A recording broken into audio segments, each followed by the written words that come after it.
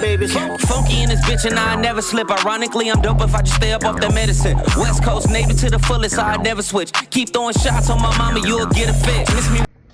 Gravitation with the observation. I'm not saying it right, I'm not saying it wrong. We disagree, we can move on, but we can always stand strong. You feel me? Hey, I want to get into this clip right quick, right? Right before I talk about the Kendrick Lamar, because I know people been hitting me in the inbox on my IG and FB and let it be known, like, hey, bro, what do you mean by that? Because it seemed like I was kind of more so like I was biased towards the blacks, which rightfully so. I mean, it's understandable by nature, but that wasn't my point. So I'm about to drop that video in a second. But before I do this, right, Dr. Umar, shout out to Dr. Umar, right? I've been watching Dr. Umar for a minute, bro, and very intelligent brother, I must say. You feel me? Oh, y'all see that back there? I didn't even know I got Pink Floyd. You feel me? Time, get a little, yeah. That's what I'll be on. That's why I say I just don't stick on hip hop, bro. I love all genres of music. But anyways, this clip right here just kind of, you know, it built my curiosity, and at the same time, now I really want to investigate more on it. Somebody that's really been picking up on the steam as far as this, you know, pushing this narrative. At first was my boy D1. Shout out D1 from Louisiana, right?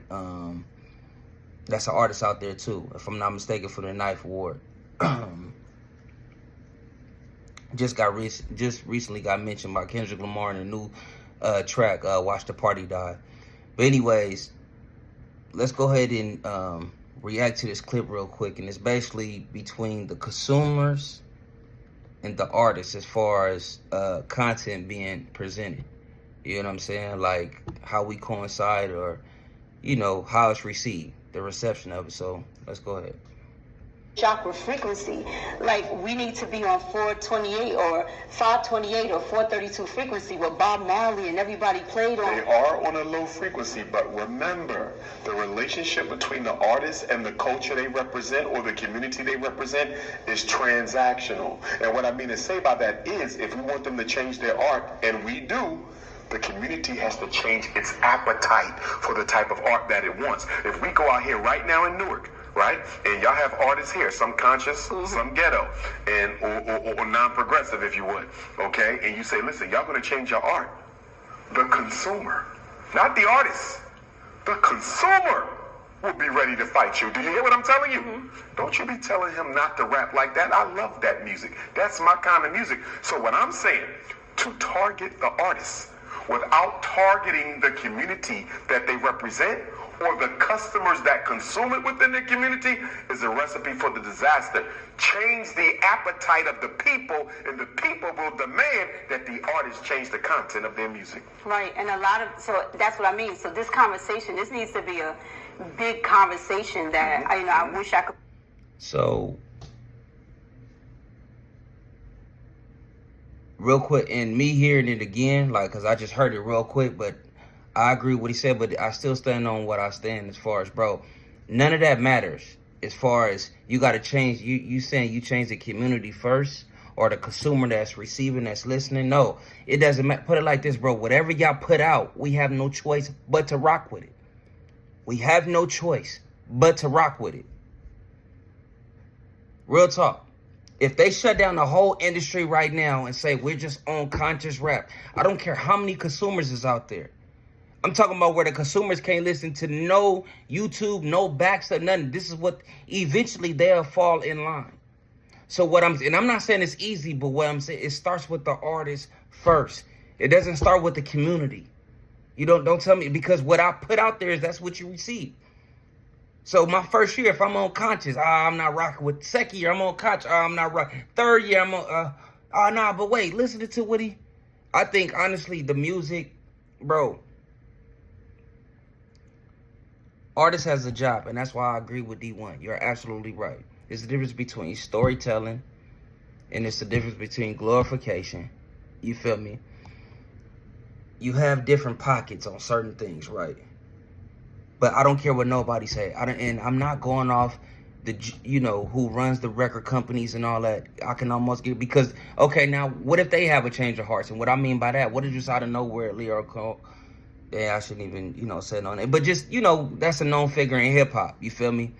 What if they just all of a sudden, right? You feel me?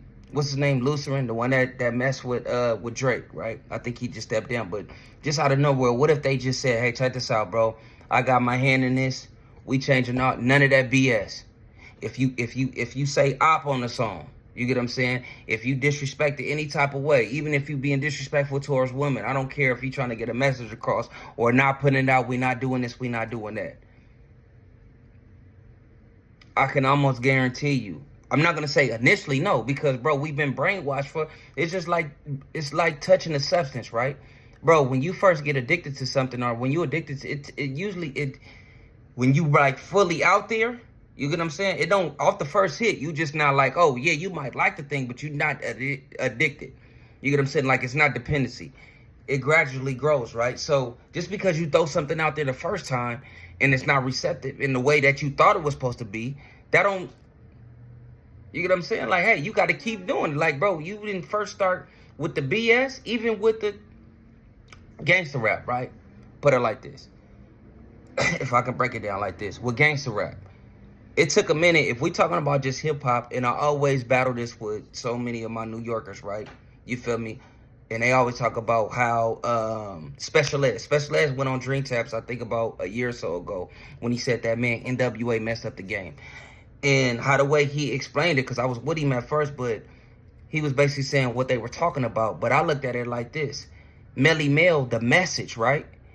NWA was saying the same thing. We was just doing it on the West Coast way. Melly Mel and them, you feel me? Grandmaster Flash and the Fierce, they was already talking like that.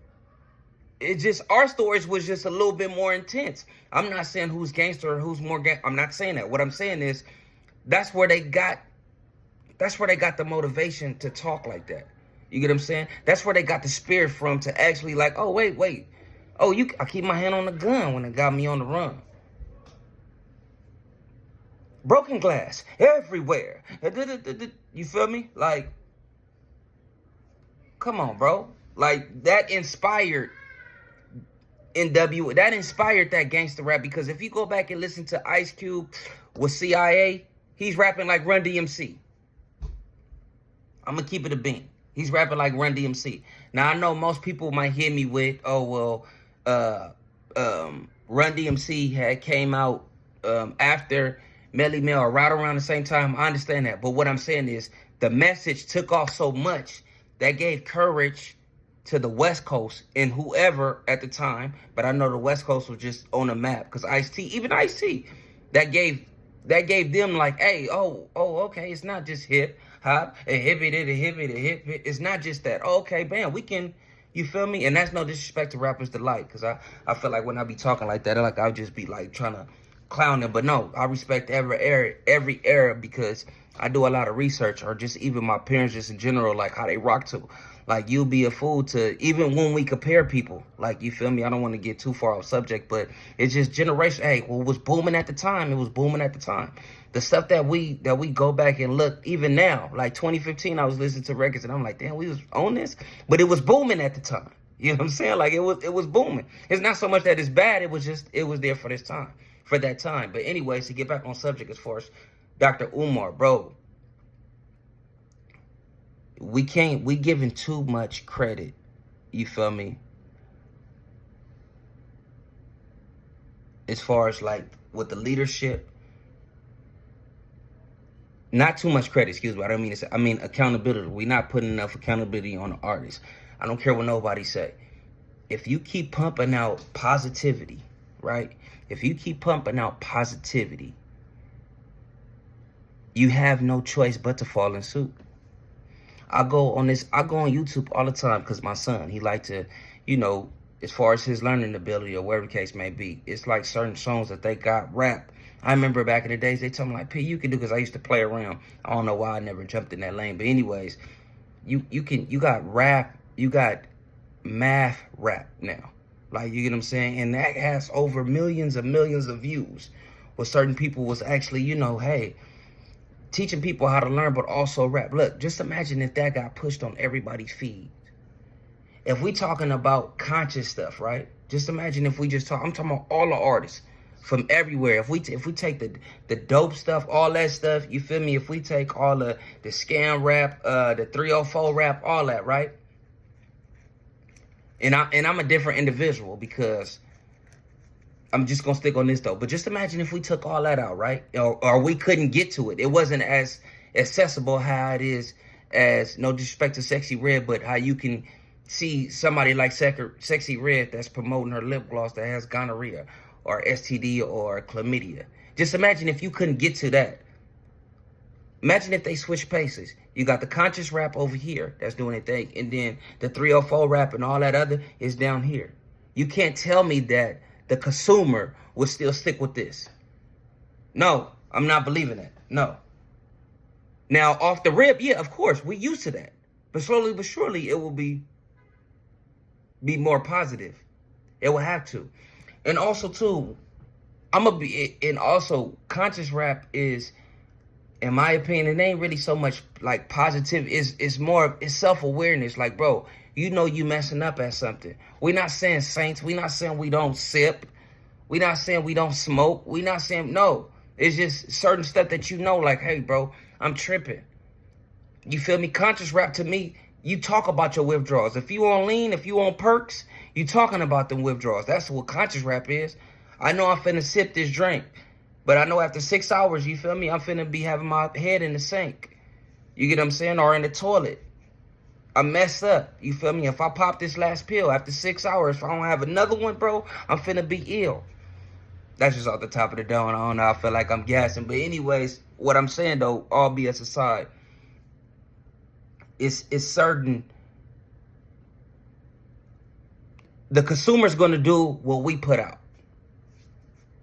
Point blank period, bro. Dr. Umar, you know that. The information, just like you going to the doctor, bro. Whatever you tell me, if I come see you for a therapy session, don't tell me that, oh, well, you know what, well, you got to change your ways of thinking. No, first of all, you're supposed to analyze and see what's going on. Okay, well, check this out.